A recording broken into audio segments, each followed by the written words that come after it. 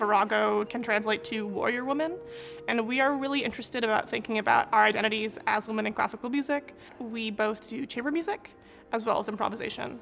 Walking that line is really important to us.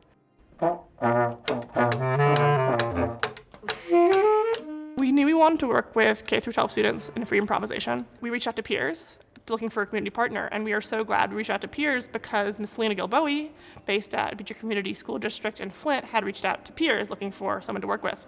We were so glad we were paired with Selena. She is a really, really model educator. Everybody's in a circle, and there's a lot of playing and then reflecting on your playing. I was trying to copy what you were doing with that dun. So the point is not to tell people how they should play, but to open up a space for being able to make intentional decisions about your playing in real time and to find your creative voice through improvisation.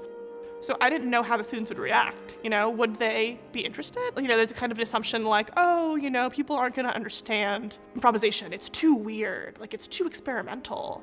But when they participated in the improvisation, they were engaged, they were interested, and they were hearing things. And they were sometimes more open to the sounds and experiences than people who've been playing their instrument for a lot longer, because you get conditioned to what you're supposed to sound like and becoming self-conscious about the sounds you're making. Some of these younger students reacted way more creatively and positively to free improvisation experiences. Some of the brass players were trying out extended techniques, So we didn't tell them, oh, take off your mouthpiece, but the student says, hey, what if I take off my mouthpiece? And I don't mean just chaos random, silly. I mean really intentionally saying, what are the extremes of sound I can make on my instrument? We asked students, at the end for thank you notes and also a return survey, what did you learn from this? Some of the responses that really moved me, I didn't know that I could choose what I want to do or play. And I didn't know that I could make my own music. That's really, really moving to me.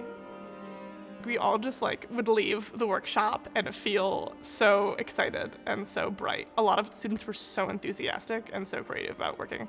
So I'm really convinced that improvisation can be merged with what's currently held as more traditional K through 12 music education. And I'm convinced that students can latch onto things, can make creative growth through improvisation. This workshop really convinced me that it's possible with this specific age group, which makes me want to do it a lot more.